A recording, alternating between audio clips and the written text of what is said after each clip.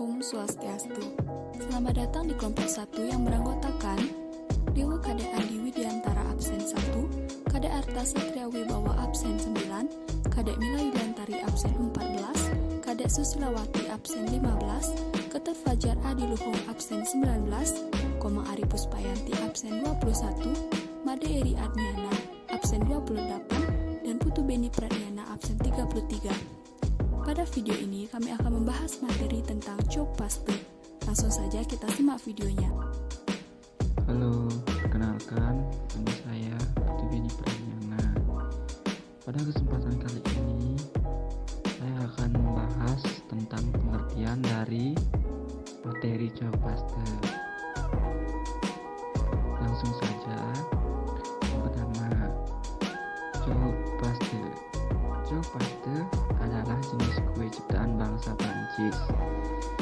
Adonan Chokpaste adalah adonan pastry yang terbuat dari campuran tepung, terigu, mentega, air, dan telur. Diproses dengan teknik perebusan adonan, dibentuk dan dipanggang.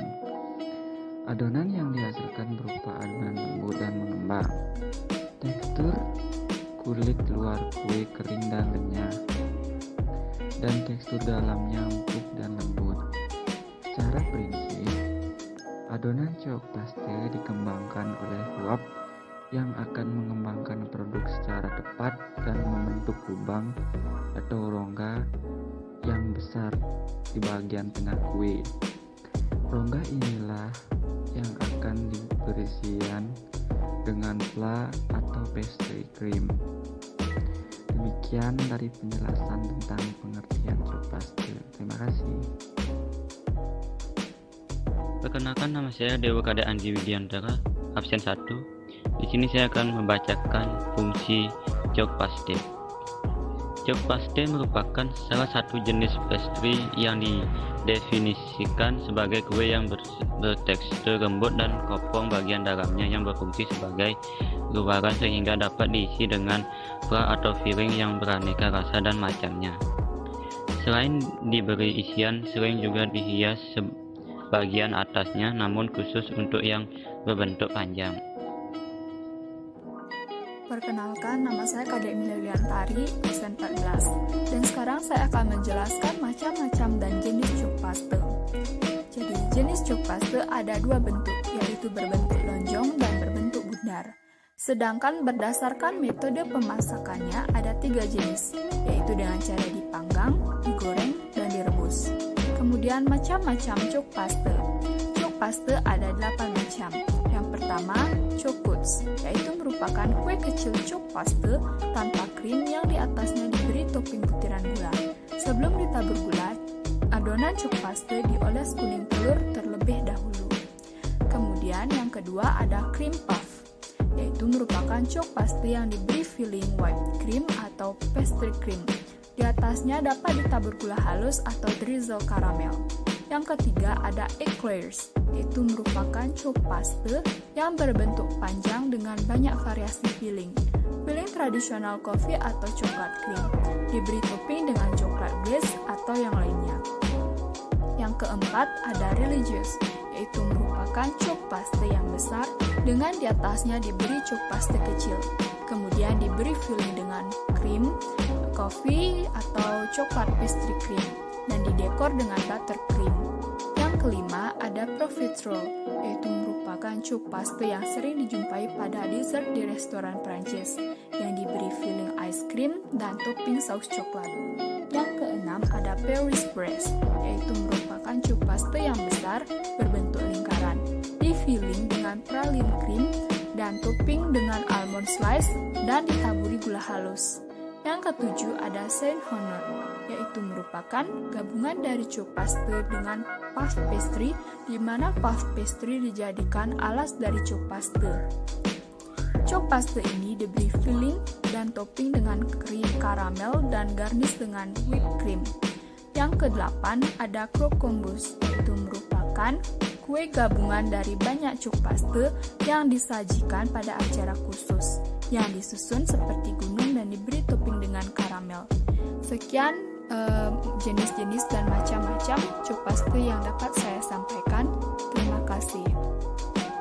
Nama saya Fajar Al-Ilhum, dalam absen 19. Saya akan membahas materi selanjutnya, yaitu bahan pembuatan kue sus. Yang pertama ada tepung terigu. Tepung terigu berfungsi sebagai struktur. Kedua, telur. Telur adalah pembentuk kerangka yang mengembangkan kue selama proses pembakaran. Yang ketiga, mentega. Mentega berfungsi sebagai pelumas. Yang keempat, air. Pada pembuatan kue sus, air mengontrol ketebalan kulit untuk gelatinisasi tepung. Yang kelima ada bahan pengembang. Yang umum digunakan adalah baking powder. Sekian penjelasan materi saya ucapkan Om Santi Om. Perkenalkan, nama saya Made Riyadnyana, nomor absen 28. Pembuatan cok paste.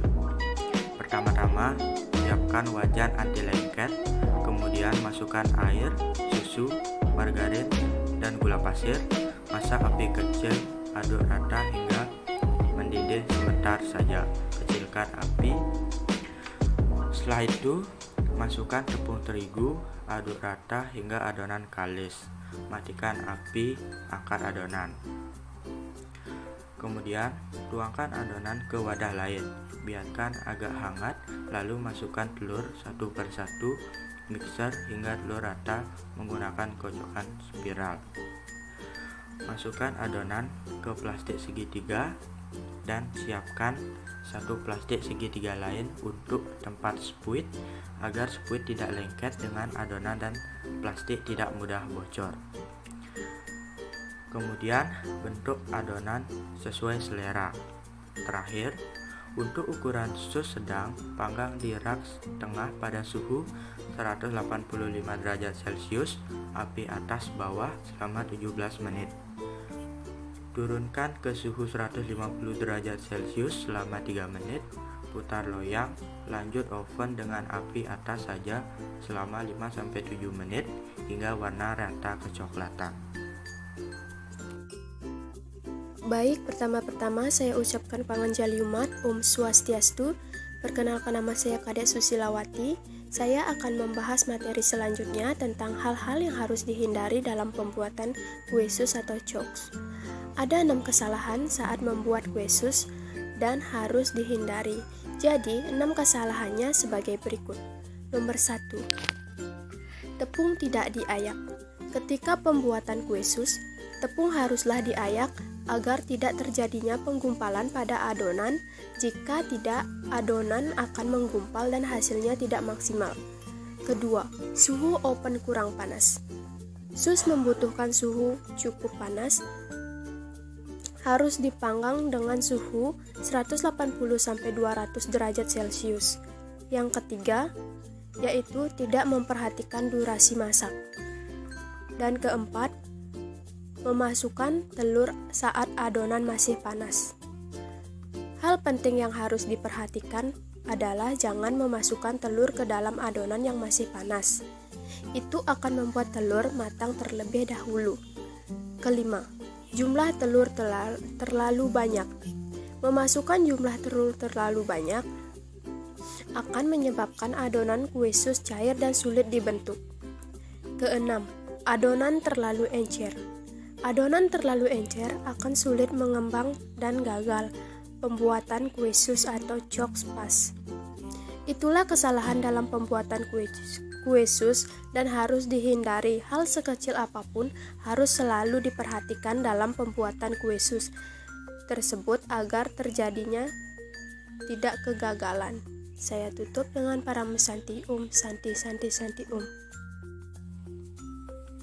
Perkenalkan, nama saya Komang Ari Puspayanti, absen 21. Saya akan melanjutkan presentasi dari teman saya, yaitu tips meracik adonan kue sus atau cuk paste. Pertama-tama yang kita lakukan adalah memasukkan 150 gram margarin ke dalam panci, lalu tambahkan 500 ml air suhu ruang, tambahkan 1 sendok makan gula pasir, tambahkan setengah sendok teh garam dan setengah sendok teh baking powder. Lalu dimasak dengan api sedang sampai semuanya tercampur rata. Setelah merata, kecilkan apinya, kemudian tambahkan 300 gram tepung terigu serbaguna. Yang saya pakai di sini adalah segitiga biru. Kemudian aduk dengan cepat agar tercampur rata dan kalis. Setelah adonannya kalis, angkat kemudian taruh ke dalam wadah. Agar adonannya cepat dingin, kita lebarkan dan diamkan hingga dingin selama 15 menit. Setelah adonannya benar-benar dingin, kita tambahkan 3 butir telur, lalu mixer hingga rata. Setelah rata, tambahkan lagi 3 butir telur, jadi total telur yang kita gunakan ialah 6 butir telur. Kemudian kita mixer kembali hingga tercampur rata. Dan adonan siap diolah. Saya Kade Arta Satria Wibawa, absen 9 dari kelas 11 Boga 5. Di sini saya akan mempresentasikan peralatan yang digunakan dalam pembuatan cok pastry. Peralatan yang digunakan dalam pembuatan cok pastry kering untuk mendapatkan hasil yang baik adalah yang pertama adalah timbangan.